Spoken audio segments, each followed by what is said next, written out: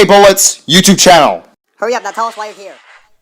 In this video, I will be talking about Matthew Fuelup-Wheel, a very interesting Piston Cup racer indeed. Now, let's start at the beginning. Matthew Fuelup-Wheel was born on August 8th, 1963 in a rural part of eastern Alabama and raced on local dirt tracks in that part of the state as well as in neighboring Georgia. Then, in 1981, the year he turned 18, he went into the second division of the Piston Cup, where he won 20 races over the course of 3 seasons. Then, in 1984, he went into the Piston Cup with Carbon Tele as his sponsor. In his rookie season, he would get 2 wins, 10 top 5s, and 15 top 10s, and was 9th in points before the final race of the 1984 Piston Cup season, which was known as the Gridlock, which means Matthew Fuelup-Wheel could have won the Piston Cup! He did finish 12th in the final race of his rookie season, finishing 10th in points. In 1985 was cause for optimism, because maybe he could build on his 10th place finish. He once again ran all 36 races of the season, but he finished 13th.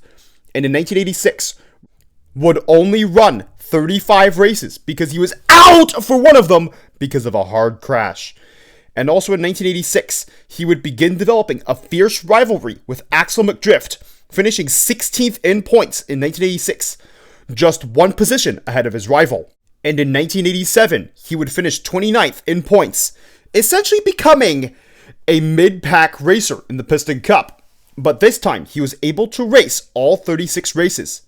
Then, in the 1988 Piston Cup season, Matthew Fuelup-Wheel would qualify for most of the races once again. But this would be the first time he would fail to qualify, due to the fact that he was depressed after his rival, Axel McDrift, died in the 1988 Carolinas 350, early on in the season. And here is what Matthew Fuelup-Wheel had to say about his rival's death. And that is why Matthew Fuelup-Wheel had a massive drop in performances from the 1980s going into the 1990s. Also in 1988, he finished 42nd in points. And in 1989, he would only qualify for 3 races, finishing 77th in points. Then finishing 66th in points in 1990, despite qualifying for 6 races. And in 1991, he had a season-ending crash because of tickets in the 5th race of 1991, which meant he could only qualify for 2 races. And he wrecked out on the 5th race of the 1991 season. The next season, in 1992, he only qualified for 5 races and finished 63rd in points. And then the next season, in 1993, he would qualify for more races, 7 races, and finish 61st in points. Then in 1994, he would qualify for the same number of races and finish 5 positions lower in 66th. And would once again finish 66th in 1995, qualifying for 1 fewer races than in 1996. Matthew Fuelup-Wheel once again only qualified for 2 races, finishing 83rd in points. In 1997, things were different. Although Matthew Fuelup-Wheel only qualified for 2 races, he replaced Dale Earnhardt in the 26th and 27th races of 1997 with this look. And he did alright. And he was able to finish 45th in points with his 4 races. But he would not be so lucky in 1998. Well, luckier than in 1996, where he qualified for 3 races this time in 1998 and finished 68th in points.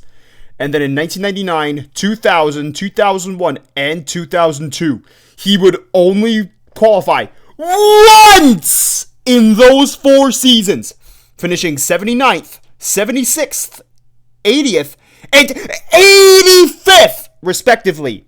Things improved in 2003, where he qualified for 3 races, finishing 76th that season, and also finishing on the lead lap once. And then in 2004, he would only qualify 2 times and finish 88th.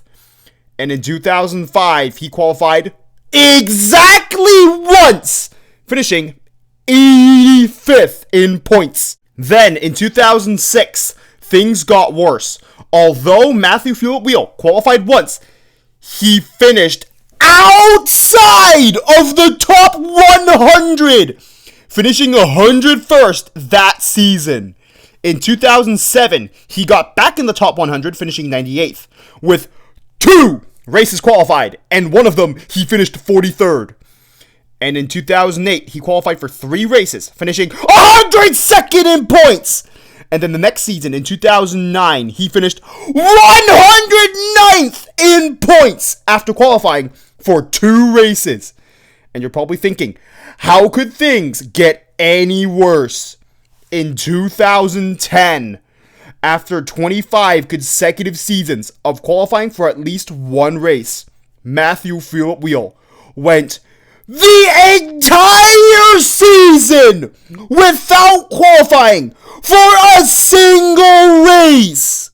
And he attempted to qualify for 34 races, finishing 124th in points. But could it get worse?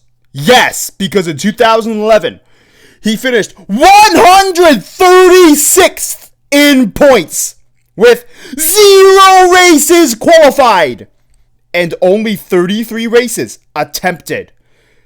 Things were so bad in 2011. Matthew Fuelup-Wheel only finished in the top 100 in qualifying 5 times. And then, in 2012, Matthew Fuelup-Wheel finally qualified for a race once again, for the first time since 2009, qualifying for 5 races, as in 2012, a lot of the bad racers had better seasons. Remember, Nick Charger and Will Draftrev also qualified for 5 races that season. And Matthew Fuelup-Wheel even finished on the lead lap in 2012, even finishing in the top 20. The first time he did that since 2003, and only the 5th time he did that since 1988. And finishing 93rd in points, the first top 100 points finish for Matthew Fuelup-Wheel since 2007. And in his final season, in 2013, Matthew Fuelup-Wheel was preparing to retire. He was hoping to qualify for a few races. He qualified once and had an engine failure in that race, finishing 108th in points. Looking back on Matthew Fuelup-Wheel's career, his first 177 starts were very good. In his first 5 seasons, of course. In that time span, he got 2 wins, 20 top 5s, and 30 top 10s. And then the entire rest of his career was awful! In the first 5 seasons of his career, he led just under 550 laps. And then in his final 25 seasons, he qualified for 69 races out of a possible 900 races. And Matthew Fuelup-Wheel only qualified for 69 of them. And also, he only led 1 lap during this time period. Which means, if it weren't for the first 5 seasons of his career, Matthew Fuelup-Wheel would be on the same caliber of racer as Nick Charger and Will Draftrev, who made their debuts in the same season that Matthew Fuelup-Wheel began to do badly. And for the car that replaced him in 2014, Bobby Rotesta, at least Bobby Rotesta qualified for at least 10 races per season in his 3 seasons as the Carbon Cyber Racer. Something Matthew Fuelup-Wheel failed to do after 1988.